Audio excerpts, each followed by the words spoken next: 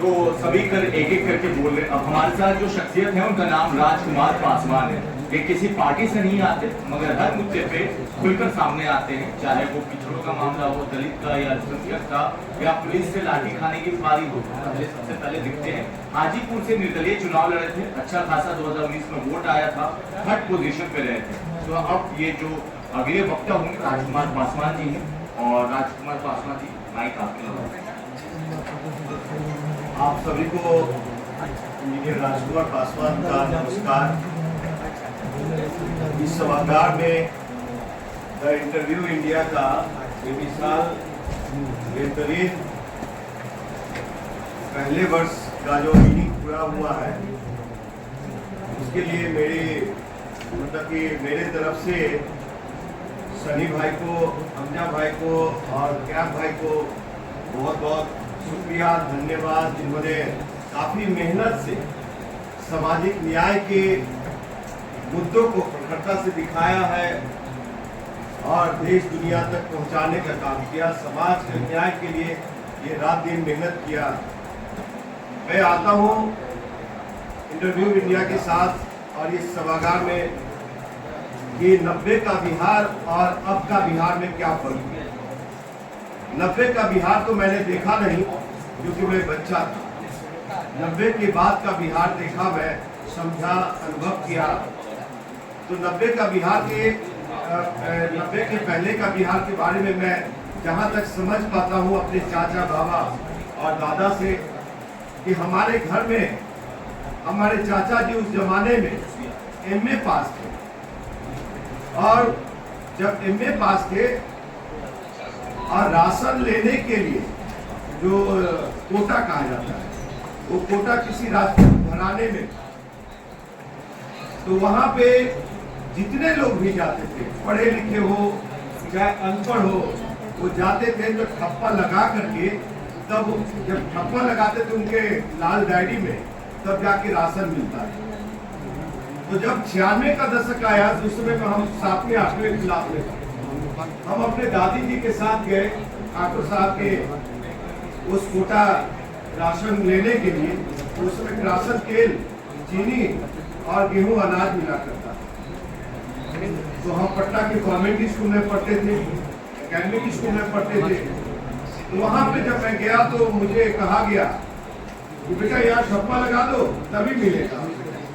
हमने ठप्पा लगाने से इनकार किया और कहा कि हम पढ़े लिखे हैं, हम आज शिक्षित हैं, हम ठप्पा क्यों लगाएं। उन्होंने कहा कि तुम्हारा चाचा भी एमए था, एमए है, और वो भी ठप्पा लगा रहा है, तो तुमको भी लगाना होगा। हम डायरी, उस समय छोटे समय में डायरी छीना, लाल किताब, वहाँ पे साइन मारा। वो मुंशी भागा वो राजपूत घराने में गया, मतलब घर में गया, जाकर के कहता, मालिक ये मरनी दाई के पोता ने यहाँ पे साइन कर दिया लाल डायरी में, ये तो जुल्म हो गया। शायद उन लोगों को डर लगा होगा कि पीटेगा। ठाकुर बाहर से निकला तो कहा, जब देखना चाहते थे कौन हिम्मत वाला बेटा है जिस लाल डायरी में साइन करेगा, और राजकुमार पासवान ने कर दिखाया था, वो सामाजिक न्याय का देन था, वो लालू प्रसाद यादव का देन था। मैं जहाँ तक समझ पा रहा हूँ 90 के दशक के बिहार और अब के बिहार में ये अंतर है कि जब हम पटना से दिल्ली गए इंजीनियरिंग करने, और उषा कैंपस में हमारा हॉस्टल हुआ करता था, वहाँ पे हम जाति से अनभिज्ञ थे कि हम पासवान जाति है और कोई राजपूत है, कोई भूमियार है, कोई ब्राह्मण है, ये मुझे समझ में नहीं आता। लेकिन वहाँ पे एक भागलपुर का लड़का था भूमियार समाज से, एक छपरा का था हमारा मित्र ही सहपाठी ब्राह्मण समाज से, नालंदा का एक कुर्मी भाई भी था, और एक उसमें राजपूत भाई भी था। सब लोग क्रिकेट खेलते थे ग्राउंड में, सब लोग पढ़ते थे। लेकिन क्या हुआ कि हमारे जो ब्रांडेड कपड़े हुआ करते थे, छुट्टी वाले दिन रखते थे, तो कभी फेंक देता था कहाँ, गटर में। जब हम पढ़ाई करते थे तो हमारे गेटों में लात मारा करता था। तो हमने फटकारना तो हमने भी सहा एक दलित होने के नाते, और पढ़ाई किस तरह से हुई हमारी, तो दिल्ली जाके समझ में आया कि जाति उन्माद कैसे होता है और दलित बेटा को ऊपर उठने से कैसे रोका जाता है, वहां पे मुझे समझ में आया। और दिल्ली विश्वविद्यालय के पटरी पे समझ में आया कि राजपूत, भूमियार, ब्राह्मण, दुसार, चमार, मुसर, डोम ये कैसे जाति वर्गीकरण में बांटा जाता है, वो मुझे वहां समझ में आया।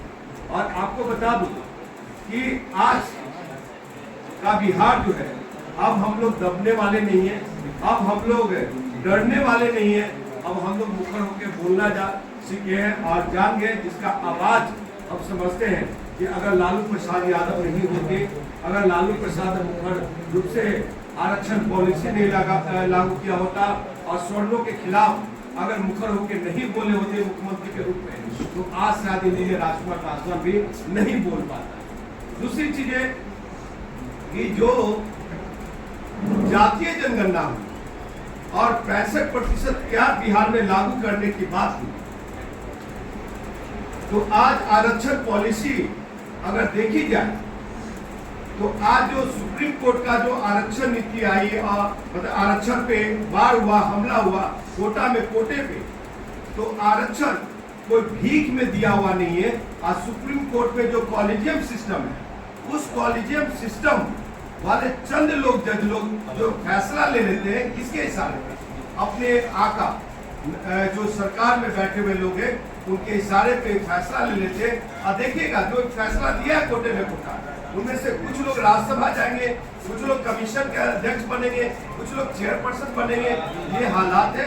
आपको बता दूं कि आज देश में जो आरक्षण को लेकर के इतनी बड़ी बहस हो रही है और हम दलित समाज से आ रहे हैं, तो सबसे ज्यादा शोषित, सबसे ज्यादा दोहन हर किसी का हो रहा है, तो अनुसूचित जाति जनजाति को आज जिस तरह से ओबीसी को और ओबीसी को मतलब कि पिछड़ों को एक अति पिछड़ा में बांट दिया गया, उसी तरह से सरकार की साजिश है कि दलित को भी ये जातीय वर्गीकरण में बांट करके और हम अपना ज्यादा से ज्यादा वोट परसेंटेज अपनी ओर सरकार अपने पॉकेट में रखना चाहती है, जो कि बिहार का दलित समझ रही है। आपको बता दूं कि चंद दलित नेतृत्व है बिहार में, चंद दलित नेतृत्व है बिहार में, जो नागपुर से वो रिमोट कंट्रोल की तरह यूज हो रहे हैं।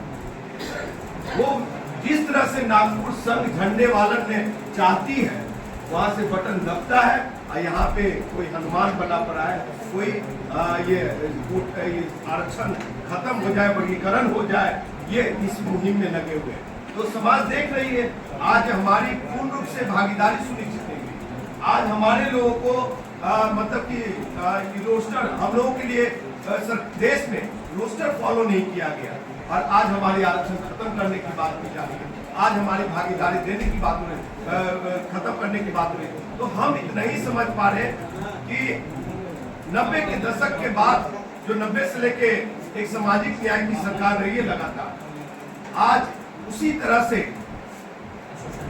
बिहार में लालू प्रसाद यादव जैसे एक दलित चेहरा भी मुख्यमंत्री बने, ताकि दलितों के न्याय के लिए और सामाजिक न्याय के लिए एक दलित मुख्यमंत्री बिहार में हो, जाकि ज्यादा से ज्यादा रिप्रेजेंटेशन सुनिश्चित हो। और यहाँ पे वीरेंद्र भाई साहब हैं जो कि पत्रिका निकालते हैं, सनी भाई जैसे लोग जो इंटरव्यू इंडिया चलाए, और राजकुमार पासवान का भी चेहरा चमक रहा है पूरे देश में, बिहार में लोग जानते हैं, दिल्ली तक लोग जानते हैं। और मैं एक छोटा सा अपना परिचय दे करके अपनी वाणी को विराम देंगे कि हम आंदोलन से निकले हुए हैं, अन्ना आंदोलन से। आम आदमी पार्टी के टिकट पे 2014 में हाजीपुर से लड़े, फिर 19 में लड़ा, वहाँ के लोगों ने बड़ा मान सम्मान दिया, तीसरा पोजीशन। इस बार लड़ा तो मैं किसी को दोषारोपण नहीं करूँगा, हो सकता कि जनता को मैं समझा नहीं पाया, जनता मुझे समझ नहीं पाई, इसलिए एक यही छोटा सा मेरा परिचय है। पेशे से इंजीनियर हूँ और सनी भाई काफी आशीर्वाद है। तो सनी भाई आप लोग के लिए पिछले बार भी कहा था, इस बार भी कह रहा हूँ, द इंडिया इंडिया मतलब इंडिया द इंटरव्यू इंडिया, मेरी शुभकामनाएं हैं कि जो भी चैनल है, यूट्यूबर्स हैं, उस बीच में एक बड़ा पहचान इतने कम समय में बनाना इंटरव्यू इंडिया के, ये बड़ा ही सौभाग्य की बात है। और सनी भाई हम क्या भाई का मेहनत है कि जो रंग लाया, और हम लोग इतने बड़े तादाद पे एक साल में हर एक पार्टी के रिप्रेजेंटेटिव को, हर एक लोगों को, सामाजिक कार्यकर्ता को जो आप लोगों ने अवसर दिया, इसके लिए साधुवाद धन्यवाद करता हूँ मैं आपको।